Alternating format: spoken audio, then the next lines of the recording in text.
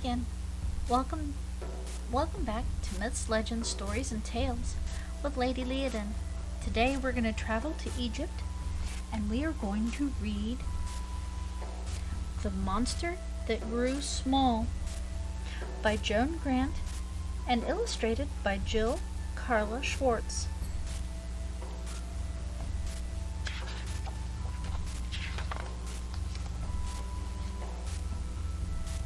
Far to the south, beyond the third cataract, there was a small village where a certain boy lived with his uncle. The uncle was known as the Brave One because he was a hunter and killed such a lot of large animals. And he was very horrid to his nephew because he thought the boy was a coward. He tried to frighten him by telling him stories of the terrible monsters that he said lived in the forests. And the boy believed what he was told, for was not his uncle called the Brave One, the mighty hunter? You think that was very nice?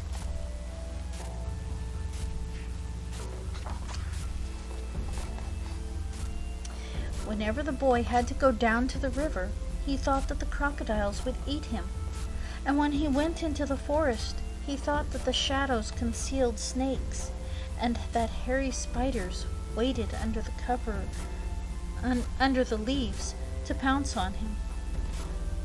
The place that always felt especially dangerous was the path down to the village, and whenever he had to go along it, he used to run. One day, he came to the most frightening part of this path. He heard a voice crying out from the shadows of the darkest trees. He put his fingers in his ears and ran even faster, but he could still hear the voice. His fear was very loud. But even so, he could still hear his heart, and it said to him, "Perhaps the owner of that voice is much more frightened than you are. You know what it feels like to be frightened. Don't you think you ought to help?"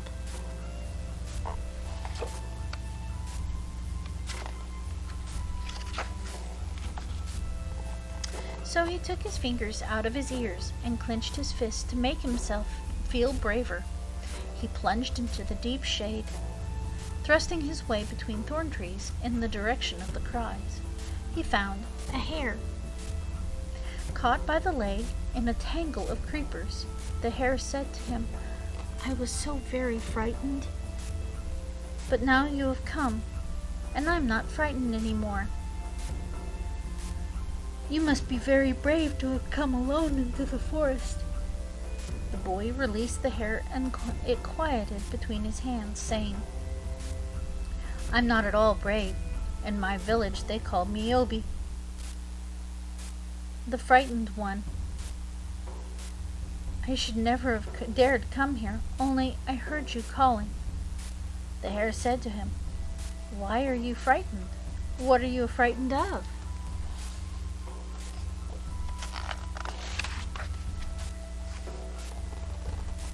"I'm frightened of crocodiles who live in the river, and of the snakes and the spiders that lie in wait for me whenever I go out.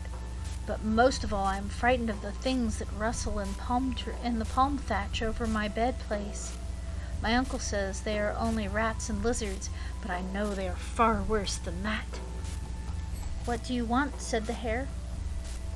"What you want," said the hare, "is a house with walls 3 cubits thick, where you could shut yourself away from all the things you fear." "I don't think that would do any good," said Miobi. "For if there were no windows, I should be afraid of not being able to breathe. And if there were windows, I should always be watching them, waiting for things to creep in and devour me." The hare seemed to have stopped being frightened. Miobi said to it, "Now that you know that I am not at all brave, I don't suppose I'll see much of protection. But if you feel I'd be better than nothing, I'll carry you home, if you'll tell me where you live."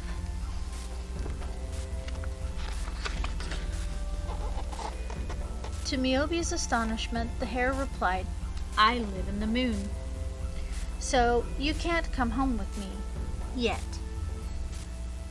But I should like to give you something to show you how grateful I am for your kindness. What would you like best in the world to have?"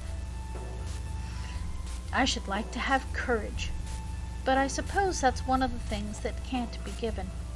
I can't give it to you, but I can tell you where to find it.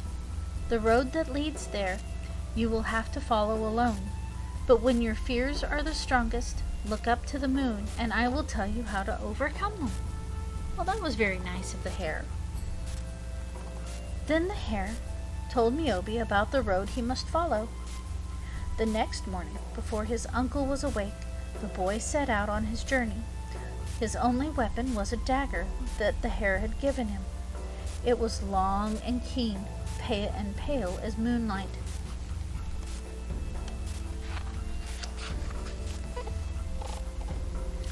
Soon the road came to a wide river. Then Miobi was very frightened, for in it floated many crocodiles who watched him with their evil little eyes. But he remembered what the hare had told him, and after looking up to the moon, he shouted at them, "If you want to be killed, come and attack me." Then he plunged into the river, his dagger clutched in his hand, and began to swim to the far bank. Much to the crocodile's surprise, they found themselves afraid of him. To try to keep up their dignity, they said to one another, "He is too thin to be worth the trouble of eating," and they shut their eyes and pretended not to notice him. So Miobi crossed the river safely and went on his way.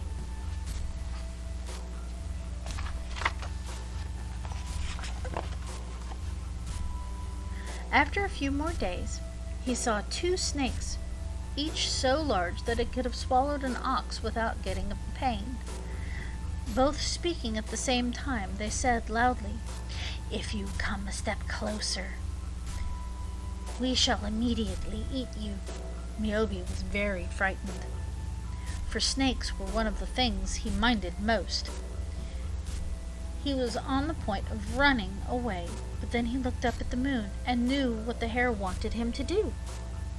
"Oh, large and intelligent serpents," he said politely, "a boy so small as myself could do no more than give one of you a satisfactory meal. Half of me would not be worth the trouble of digesting. Hadn't you better decide between yourselves by whom I am to have the honor of being eaten?" "Sensible, very. I will eat you myself," said the first serpent. "No, you won't. He's mine," said the second. "Nonsense. You had that rich merchant. He was so busy looking after his gold that he never noticed you until you got him by the legs." "Well, what about the woman who was admiring her face in a mirror? You said she was the tenderest meal you had had for months." "The merchant was since that," said the first serpent, firmly. "He wasn't. He was. Wasn't. Was." While the serpents were busy arguing over which of them should eat Miobi, he had slipped past their noticing and was already out of sight. So that morning, neither of the serpents had even the smallest breakfast. Miobi felt so cheerful that he began to whistle. For the first time he found himself enjoying the shapes of the trees and the colors of the flowers, instead of wondering what dangers they might be concealing. Have you ever been that frightened that you can't see the forest for the trees?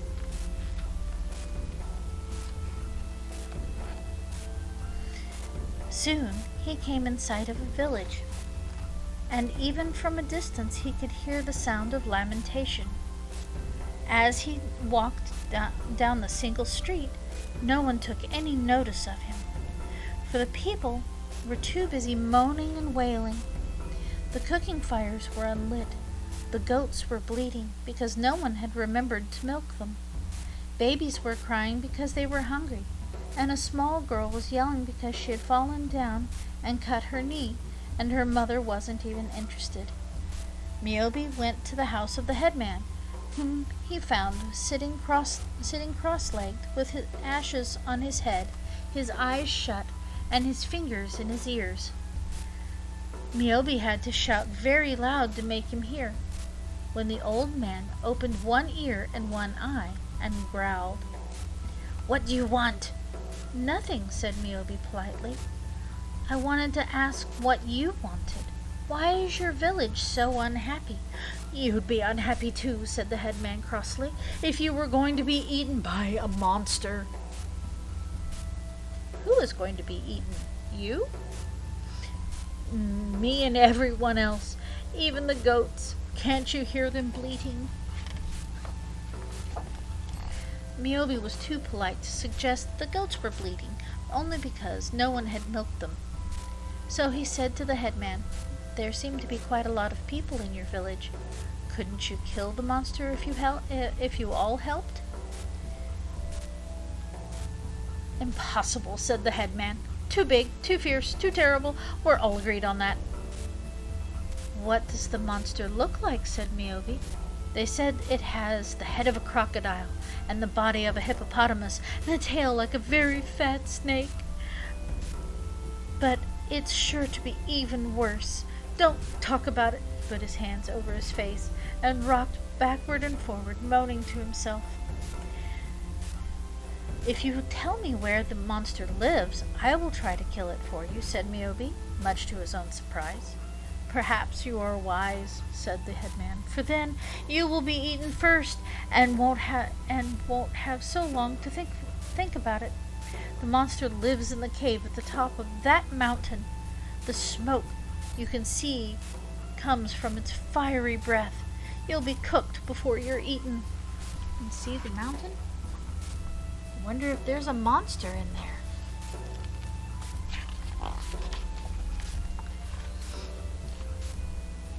Myobi looked up to the moon and knew what the hare wanted him to say, so he said it. "I will go up the mountain and challenge the monster." Climbing the mountain took him a long time, but when he was halfway up, he could see the monster quite clearly, basking in the mouth of its cave, its fiery breath whooshing out of its nostrils. It looked about 3 times as big as the royal barge, which is very big, even for a monster. Myobi said to himself, "I won't look at it again until I have climbed all the distance between me and the cave. Otherwise I might feel too much like running away to be able to go on climbing." When he next looked at the monster, he expected it to be much larger than it had seemed from farther away. But instead it looked quite definitely smaller, only a little bigger than 1 royal barge instead of the size of 3. The monster saw him, snorted angrily, and the snort flared down the mountainside and scorched Myobi. He ran back a long way before he could make himself stop. Now the monster seemed to have grown larger again. It was quite 3 times as large as the royal barge, perhaps 4. Myobi said to himself, "This is very curious indeed. The farther I run away from the monster, the larger it seems, and the nearer I am to it, the smaller it seems. Perhaps if I was very close, it might be a reasonable size for me to kill it with my dagger." So that he would not be blinded by the fiery breath, he shut his eyes. And so that he would not drop his dagger, he clasped it very tightly. And so that he would not have time to start being frightened, he ran as fast as he could up the mountain to the cave.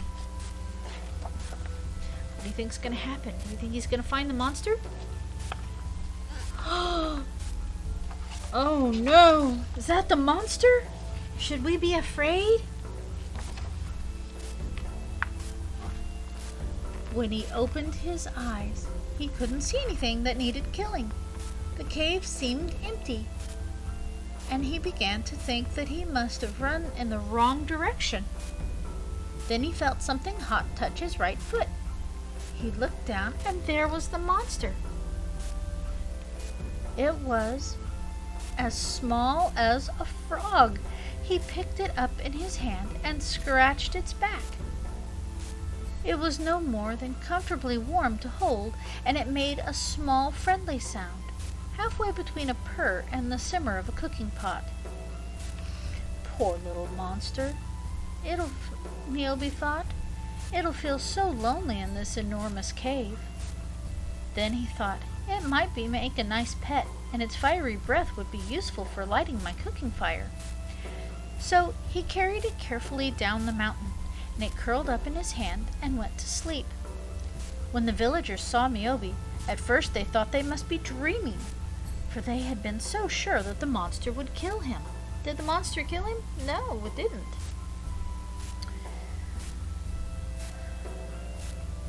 Then they acclaimed him as a hero, saying honor to the mighty hunter, he, the bravest of all, he who has slain the monster.